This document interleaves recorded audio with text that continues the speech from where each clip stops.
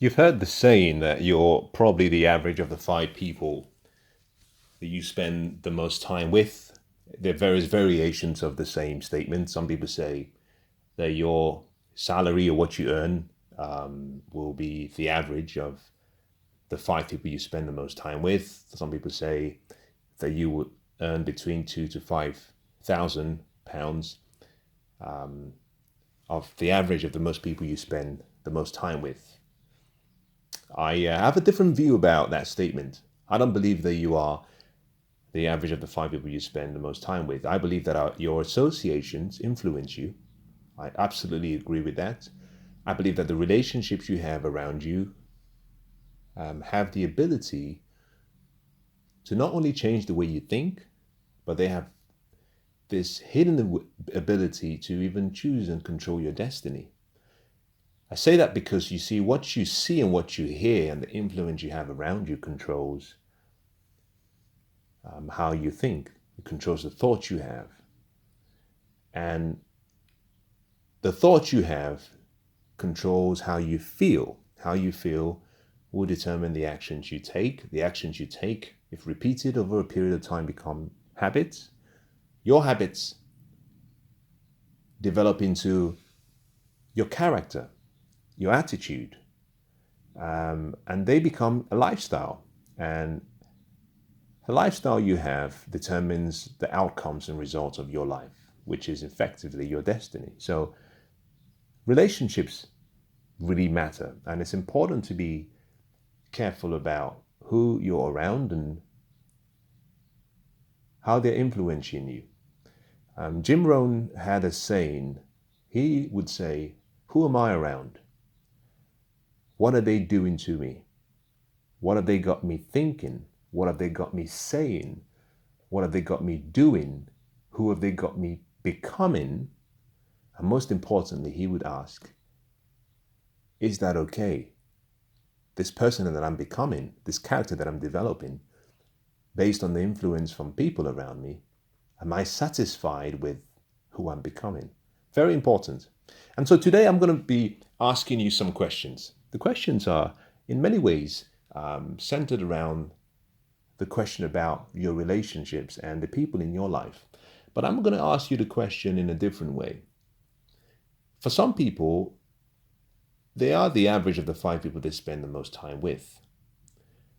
For some others, the answer is no, because, for example, if you have kids and if you're a family man, yes, you spend maybe 8 hours working and you spend sometimes with your kids.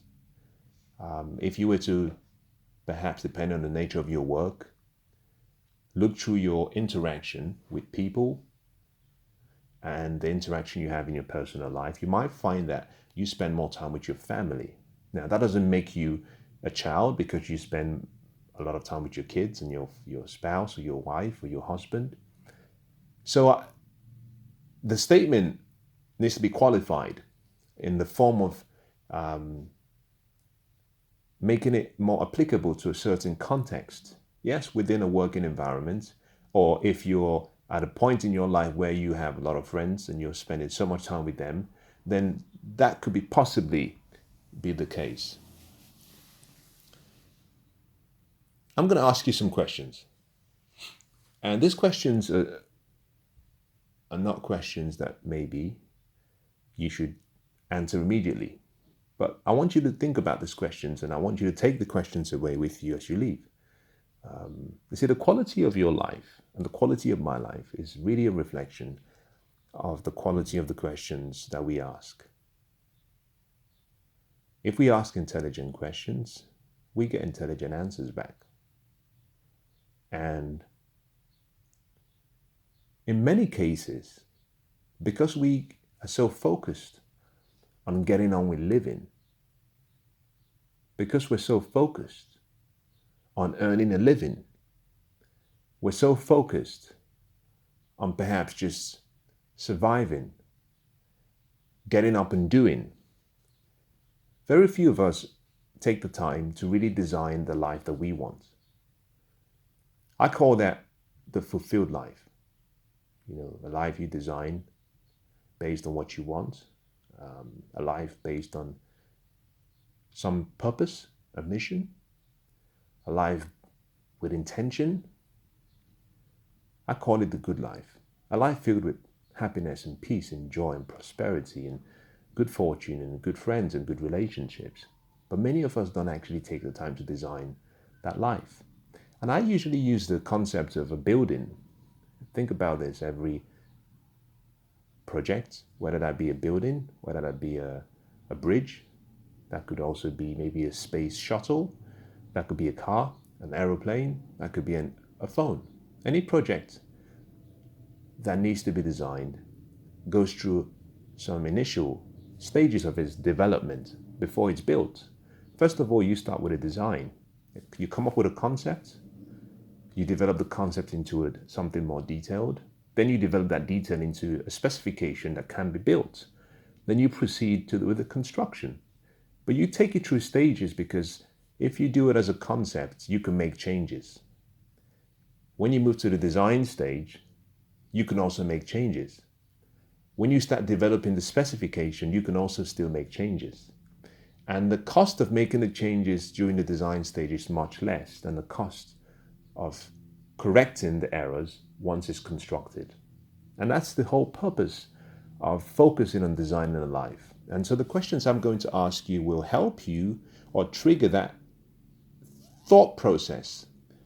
And that might enable you to stop and just relook at your life and decide whether you're really designing the life you want or whether you've missed the mark. And the thoughts I'm going to share with you are centered around relationships and the people you have around you. And so here are some questions. I'm not necessarily trying to tell you what to do. I want to ask you this question so that they prompt you to stop and just reevaluate. If you sit down and you jot down the answers to these questions, I can promise you something, it'll radically change your life. It's so profound that there'll be changes in your life. There might be good, there might be bad changes. There might be sad, there might be indifferent. But I can promise you, it will not be the same. Question number 1. Who do I need in my life? Who do I need in my life? Now think about that question and don't be quick to answer it. The natural thing is to say, well, I need my friends and I need my family. That's too generic. The question is, who do you want? It's who do you need? To answer that question very well, you have to apply the principle that Stephen Covey used in the 7 Habits of Highly Effective People, where he says, you must go to the end. He says, begin with the end in mind and then work backwards to where you are. And by that, what I simply mean is, forget about today. I want you to imagine 20, 30, 40 years from now. What kind of life would you want to be experiencing? Who would you want to be? What would you want to have? What relationships would you want around you? And then with that picture of that desired outcome in the future, come back to the present and ask yourself, based on the person that I want to be, based on the life that I want to have, who do I need in my life today that can guide me, who can lead me, who can instruct me, who can be in my corner, and who would ensure that I get there? That's the first question. The second question is, who is missing in my life? Again, very similar. So the difference is, with the first question, you're projecting into the future, and you're using the future to come back into the present. So what you're doing is you're planning in advance. It's more of a strategy. With the second question, who is missing in my life? You're dealing with today, the present. And from the present, you're moving forward. So it's a reverse question. Anyone missing in your life right now means that you're not achieving your highest potential right now. Not in the future, but right now. So you need a combination of two things. You need people right now who can help you make today, tomorrow better. But you also need to start nurturing the relationship or seeking the relationships or people that you need, who would help make your future more exciting. The third question, Who shouldn't be in my life? Now, this is going to be a very difficult one to answer. To answer this question, you need to make a list of everyone in your life. I'll be very blunt, and I would say this to you. And I want you to understand, I'm saying it to you from a place of caring and love, because your life is too important. The list you prepare should include your family members. It should include friends. It should include workmates, acquaintances. It should include anyone you're spending time with. I want you to just write it down. Write down the names of those people you spend the most time with, and just go through each name and say, based on the contribution they're making to my life, or the one I'm making in their lives, based on their influence, based on my desires, my dreams and goals, should they be in my life? Are there people who discourage you, criticize you, insult you, pull you down emotionally, mentally, physically? Are there people who abuse you? Are you in a relationship where perhaps your spouse doesn't respect you well enough? Perhaps they physically abuse you, emotionally abuse you, mentally abuse you. Now, I'm not suggesting that you kick them out. If you're married, you might have to go for counseling.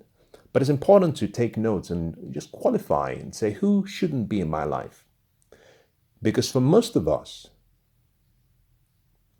we're like, just imagine this, a Lamborghini that can travel at, so many miles per hour. You've got your foot on the accelerator. You're trying to move as fast as you can, but the handbrakes are on. So you're not moving as fast as you can. You're using so much energy. You're burning the tires. The engine is about to go, all because you're driving with the handbrakes on. And for so many of us, we just need to release the handbrakes, and then you will see that your life accelerates. In the same way, there's some people in your life, in our lives, that we need to let go of.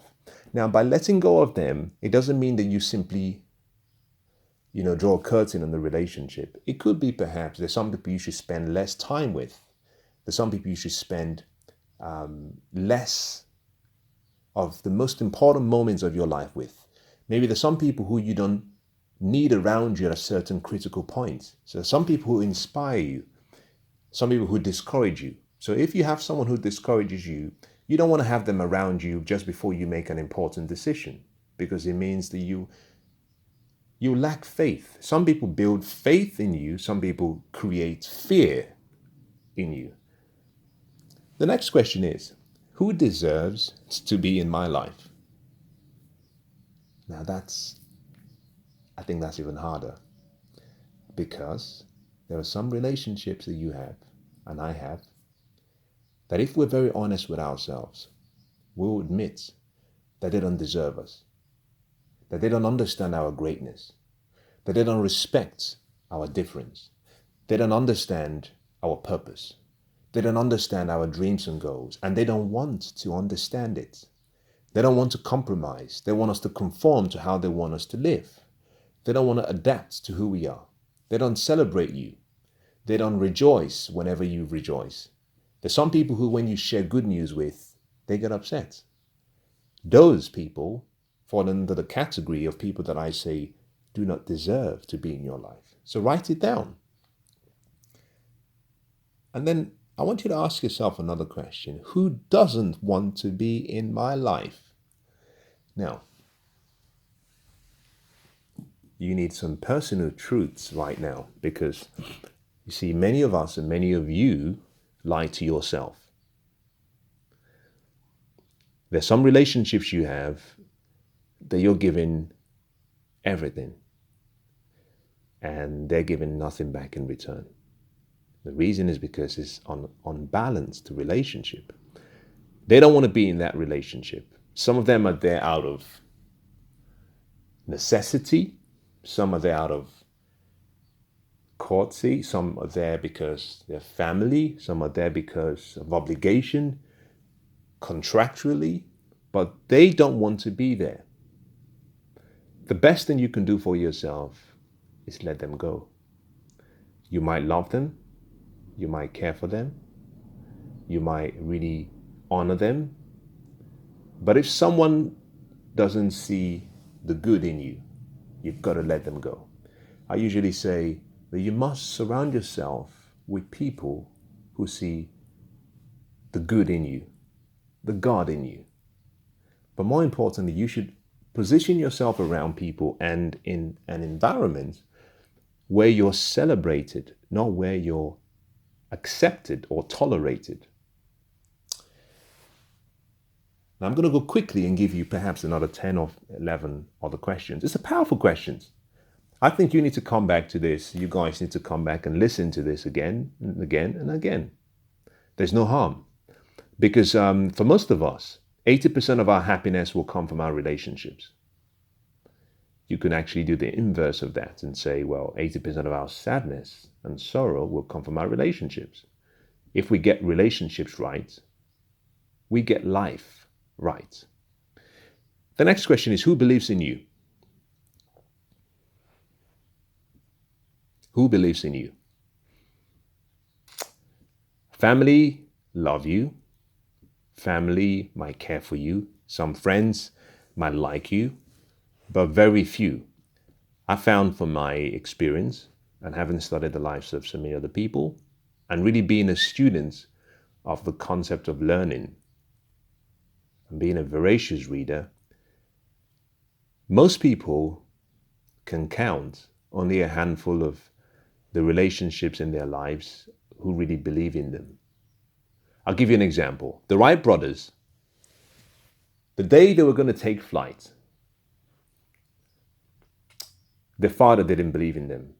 As a matter of fact, the day before, the Wright brothers, their father was a bishop, and the Sunday before they took flight, he preached.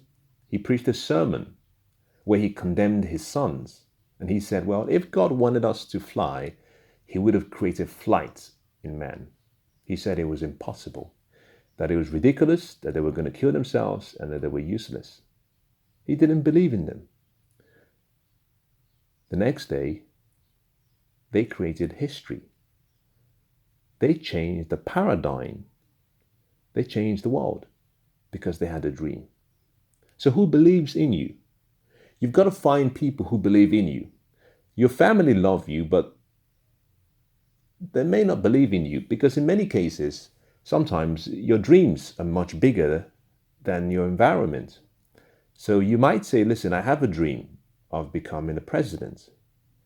And your mother or your father or your siblings or the people around you say, stop daydreaming. You haven't been to school. We're not educated. We're poor. You need to be realistic, which is a very disappointing word, realistic, which is, I call realism the high road to mediocrity. So they love you, and sometimes they're trying to help you manage your expectations. So they don't believe in you. They only have the belief when you've achieved the goal. So this question, who believes in me, is not a judgmental question. It's a question of inspiration, because what you want is you want to surround yourself with those who believe in you. And in many cases, you want to have around you people who believe in you more than you believe in yourself, because sometimes that's what you need. At various stages of your life and of your journey, your faith and your belief in yourself will be low. And at that point, you need people's faith, other people's faith. And if the people around you have no belief in your dreams or your potential, many cases you abort, you sacrifice your dreams. But if you have people who say, listen, we believe in you, you can do this, don't give up, I've seen this, I trust you, I'm here for you, you find that your inspiration starts to rise and you will proceed. So the question is, again, who believes in you? Who believes in me? And just write this down. The next question is, who criticizes me? Or who criticizes you in this case? Just write it down. This is not being judgmental. I'll tell you what to do with all the information at the end. The next question, who needs me? If you're a father, if you're a mother, yes, your kids need you. Those are the people who need you. Who else needs you? Have you discovered your purpose? Have you discovered what you were born to do? Have you discovered your passion? If you have, then you will find out that you are here to serve and solve a few problems for the world and contribute. And those are the people who need you. So you must go where, to an extent, you're needed. But you must balance the needing with people who deserve you. I'll say that again. I asked the question previously, who deserves to be in my life? There's a balancing act between who needs you and who deserves you. In many relationships, usually between two people, I've seen relationships where one person needs the other person, but is not deserving of that person. So sometimes when love comes into play, we don't think rationally, we think with our emotions. And as a result of that, there's some people in relationships that they shouldn't be in because although that person needs them, they don't deserve them. So you see people saying, well, I can't leave her. I can't leave him. I can't break out of the relationship because they need me. Well, some people are like parasites. Now you've got to distinguish between a friend and a parasite because there's a very thin line between both. A friend adds and builds. A parasite sucks and takes. So you must balance. Even when a parent has a child, at the early stages, the parent is giving and giving and giving and sharing and giving all the love. And they're not getting back anything in return. But that's the way it was designed to be. Because you see, by giving, they automatically are receiving is the emotional joy of giving. When it comes to other relationships that are not family or perhaps a connection in mind and spirit, what you find is you can only give what you have by pouring into someone else. And you need a way of replenishing yourself. Yes, you can get that replenishing from other people, but you've got to distinguish between people who take you for a ride and people who deserve to have you in their lives. The next question, who understands me? Wow, that's powerful. I think for many of you, this will be difficult because it's the one question that you would struggle with. It's the one question that if you're very sincere and if you're very honest, this question itself can bring you to tears. Because what you recognize is when you go past maybe your family, for some of you, as you do this, you'll find out that even your family don't understand you like you would hope and wish they will. You will also find that there'll be one or two people who really understand you. And what is even sad is that you recognize that there may be one or two people who understand you but are not in your life right now, for whatever reason. It's a question that will get you thinking, who understands me? Finally, who listens to me? Who listens to me? Many people will write down so many names when it comes to the answer to this question, but let me guide you so you do it right. There's a difference between listening and hearing.